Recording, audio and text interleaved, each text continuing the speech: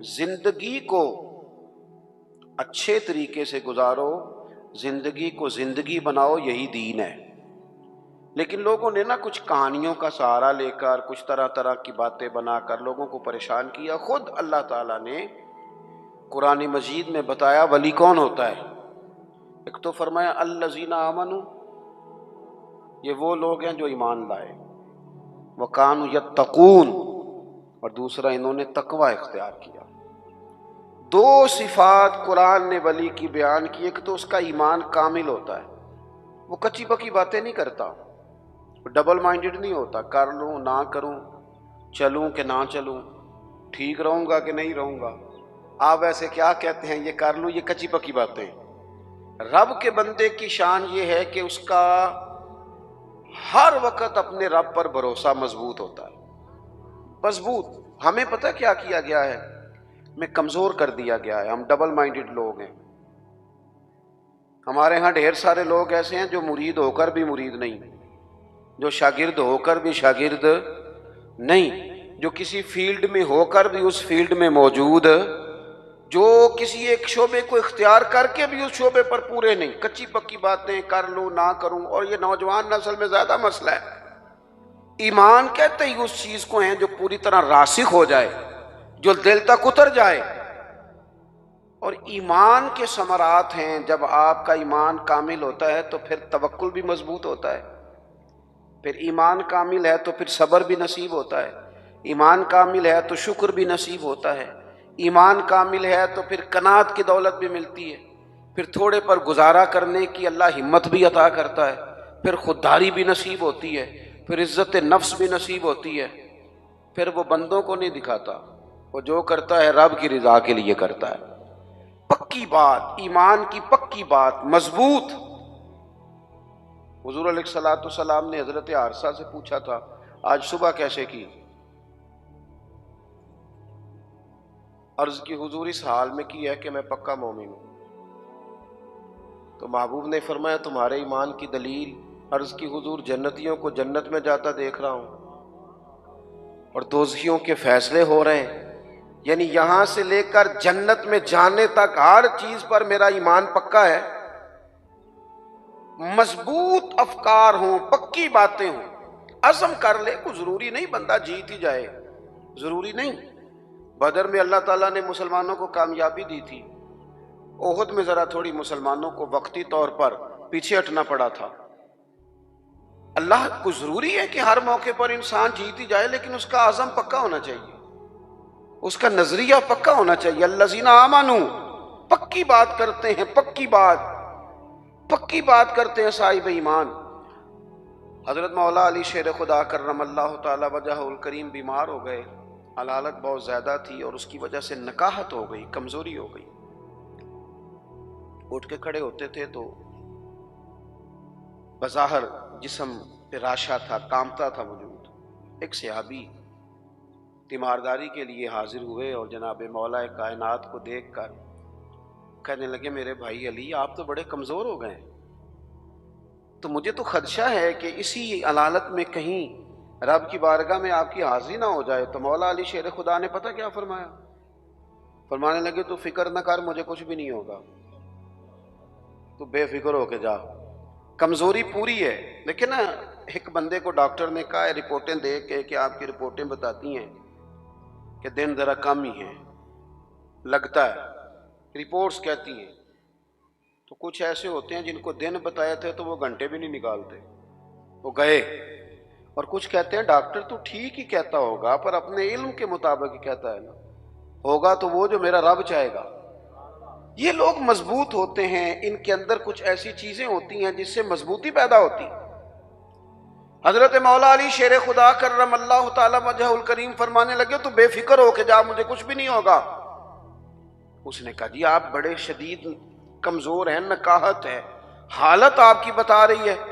تو حضرت علی فرمانے لگے مجھے کچھ بھی نہیں ہوگا۔ کہنے لگا جی کوئی اس کی وجہ؟ فرمانے لگے وجہ ہے نا، اللہ کے محبوب علیہ الصلوۃ والسلام نے فرمایا کہ علی تو اس وقت دنیا سے جائے گا جب تیری داڑھی خون سے رنگین ہوگی، تیرے اوپر خنجر سے، نیزے سے، تلوار سے وار کیا جائے گا، میں بیماری سے نہیں جاؤں گا، میں تو میدان کے اندر مجھ پر حملہ کیا جائے گا، یہ بیماریاں جتنی مرضی بھی آ جائے میرا بگاڑ کچھ نہیں سکتی، کیونکہ ساڈے نبی دی زبان ساڈے واسطے قرآن، حضور نے فرما دیا ہے، لہذا میرا کچھ بھی بیماری بگاڑ سکتی۔ ہم نہ کمزور ہیں، اور یہاں سے کمزور ہیں، یہاں سے مالی طور پر جو لوگ کمزور ہوتے تھے وہ بھی گزارا کر جاتے تھے، جو لوگ جسمانی طور پر کمزور ہوتے تھے وہ بھی کچھ سوسائٹی میں وقت گزار لیتے تھے۔ ہم ذرا ذہنی طور پر کمزور ہیں، کچی باتیں کرتے ہیں۔ جوانوں سے پوچھے نا کیا کرنا ہے، عمر کتنی ہے، کہتا میری عمر ہے 26 سال، کرنا کیا ہے، کہتا سوچ رہا ہوں۔ او بھائی محمد بن قاسم تو 17 سال کی عمر میں سندھ فتح کر گئے، چھوٹی چھوٹی عمروں میں معوذ اور معاذ رضی اللہ تعالیٰ عنہما نے ابو جہل کو قتل کر دیا، وہ لوگ تو انقلاب برپا کر گئے، اور آپ اتنی عمر ابھی سوچ رہے ہیں کام کس دن کرنا ہے، پروگرام کس دن طے کرنے، آگے کس دن بڑھنا ہے۔ پوری 40 سال عمر نہیں ہوئی حضرت سیدنا معاذ ابن جبل کی، حضور کو راضی بھی کر گئے، ایک علاقے کی گورنری بھی دیکھ گئے، رب کی بارگاہ میں پیش ہو گئے۔ حضرت عمر بن عبدالعزیز کا ذکر میرے دوستوں ممبروں پر ہوتا ہے، وہ صوفیوں کے لیے بھی راہ عمل ہیں، علماء کے لیے بھی ہیں، بادشاہوں کے لیے بھی ہیں۔ عمر کتنی پائی؟ 39 سال، پوری 40 نہیں، 39 سال۔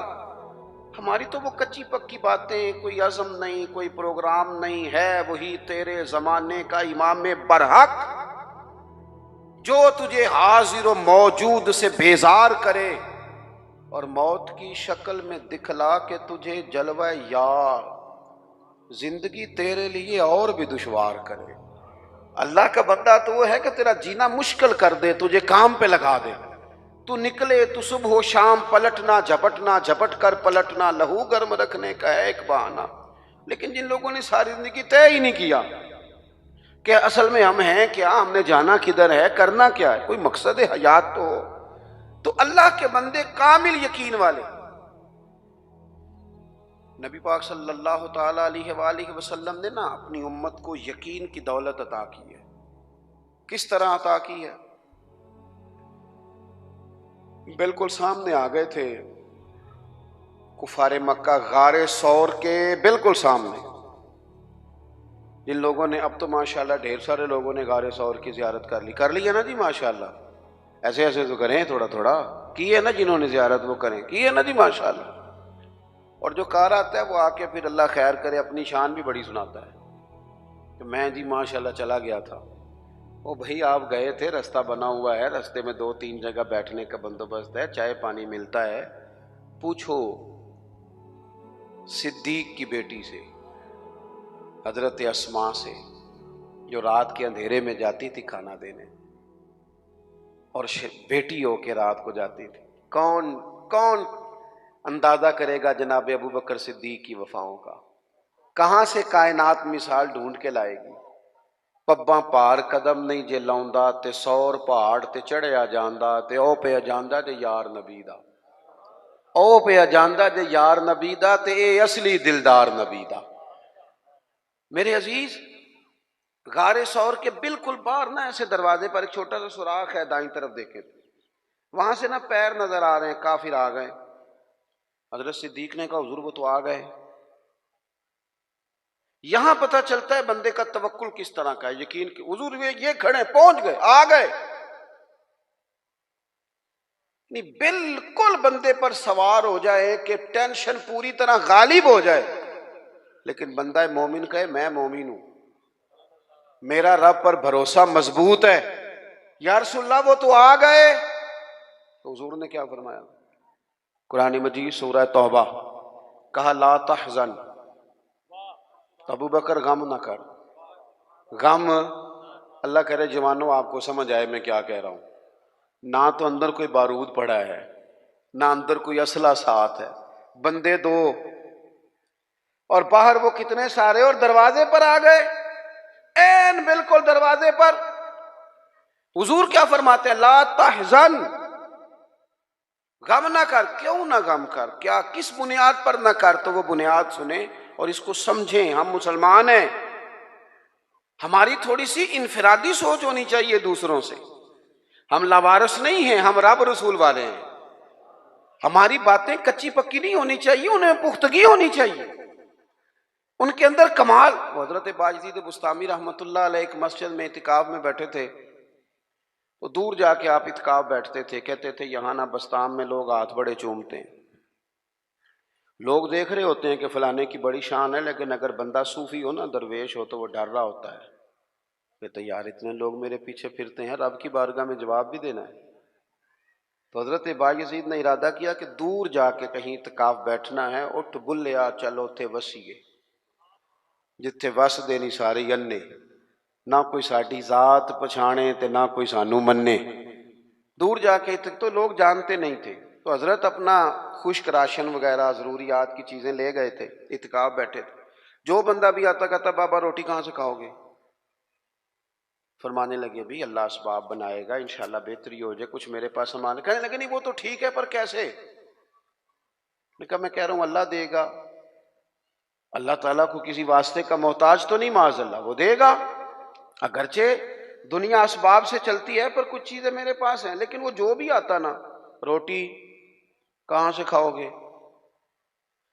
تو حضرت باجزید رحمۃ اللہ علیہ ایک دن فرمانے لگے، جب تنگ آ گئے نا، ہر نمازی پوچھتا، تو آپ فرمانے لگے یہ 7 یہودیوں کا گھر ہے، میں نے پیسے دے دیے، 2 روٹیاں صبح 2 شام مجھے دے دیا کریں گے، اور ذرا اونچی آواز میں کہا تاکہ سارے سن لیں۔ وہ لوگوں نے